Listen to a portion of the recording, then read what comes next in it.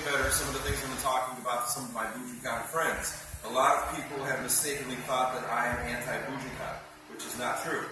I would not have been training in it since 1982, constantly till now, if I was anti-Bujinkan. I think it's highly functional. What I don't think is functional is the training method that I see all the time, everywhere, especially in Japan.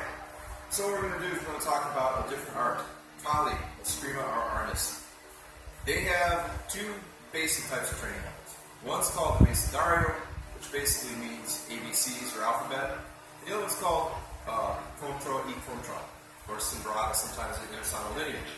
Now what this means is counter for counter. Now, what is a Abecedario? A Abecedario is, like, let's say we were doing, you stand right here, it's right there. Let's say we were using boxing as an example. We're doing a Abecedario. So he's going to jab at me, and I'm going to catch it. This is called catch the jab. That's called parry outside. That's called parry inside. That's called smack down on a jab. Okay? So you have like a few things you do. He jabs again. I could slip, or I could inside slip. These are all individual techniques. If he jabs me, and I do this, he goes back out, come in and jab, back out, come in and jab. This is a Abecedario. This is teaching me how to practice the jab catch. Okay? Stop. And we're going to do that over and over again. Now you can do it very slowly in the beginning if you don't know it. Right? You're just learning it. And you can adjust the intensity depending on the skill of the person. It's still a Abecedario. Now if I said to him, I want you to give me two jabs and a cross, and again.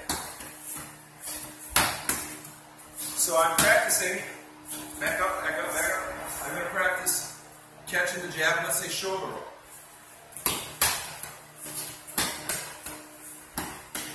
Stop. It's still a Abecedario training.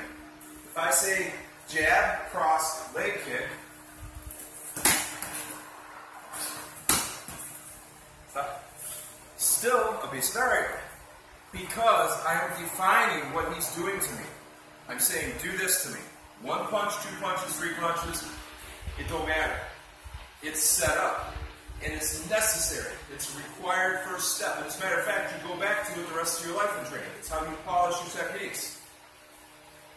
That alone will not give you the skill required to pull it off live.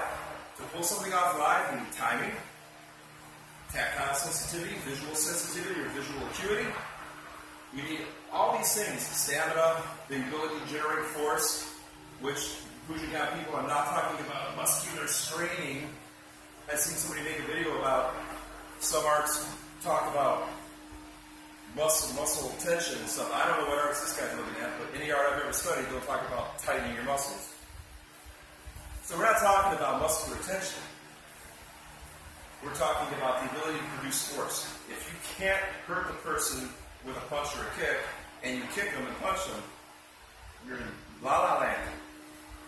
So, the next kind of training is called Contra e Contra, or Sembrata. So it's counter for counter. So, let's say he's here, you're going to jab me, I'm going to catch, and then I'm going to jab you and you catch. Good, go back for 1, 2, and then you got to wait for me to jab you. Right? See? You see the timing, right? He was expecting it as a drill. So just as simple as that. See, I'm adjusting the rhythm of it. Right? That's beginning stage of like a counter for counter drill. It goes beyond that. But the point is, instead of him punching, say, holding it out there, staying there, while I do all this work, whatever I'm going to do, and he's standing there frozen, if that's the only kind of training you do, which is the only kind of training you see in Japan, and in a lot of these Japanophile dojos, you're not going to have the requirements. As a matter of fact, if you just do counter for counter and this, you're still not going to have it. Now you've got to get into randori. Otherwise, you do not have usable skill, real time against skilled opponents, be they martial artists or street fighters. If you think you do, if you think you can train the way they train in Japan only, and you can pull off your techniques, come show me. Don't type it on a keyboard. Come show me. And if I'm wrong, we'll put it on the internet, and you can show everybody how I'm wrong. But until then, you're just a keyboard warrior. We don't want to be a keyboard warrior, so come back. Now, if I'm an Ichimonji, and he does the lunge punch, try it again, back up a little bit more. He does the lunge punch, and I do my Joranuke, I come in, I do a little Shito. That's your basic Ichimonji concept, right? If that's all you do, that's the basic Dario training. And it's required. You have to do step-by-step of Isanari. He has to punch, lunge punch. Hold the arm out there.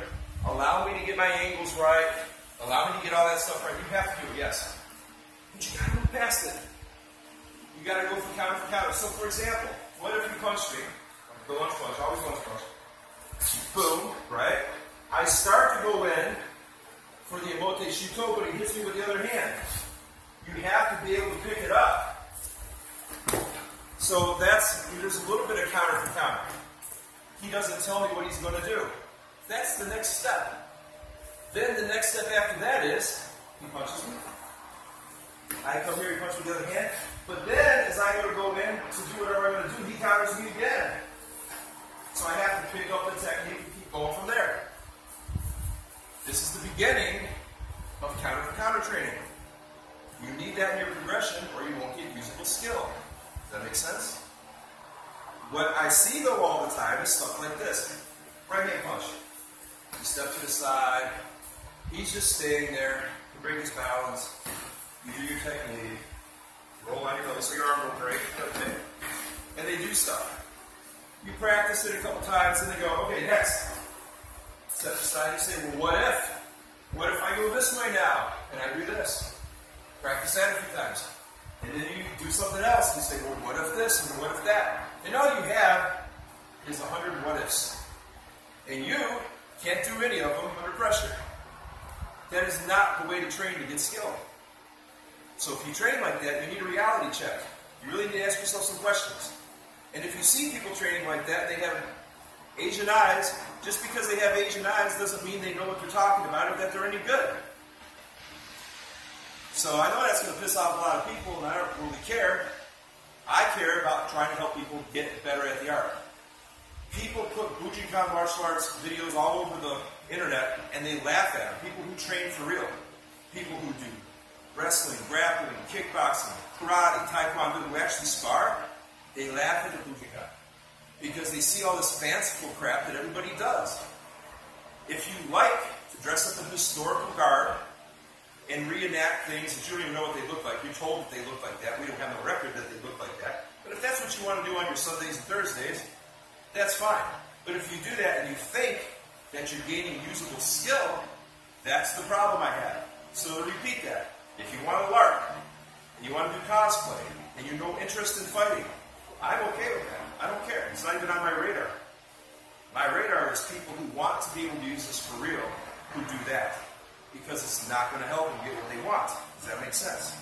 So if this sparks any questions, I'll take any questions you have. That's about it.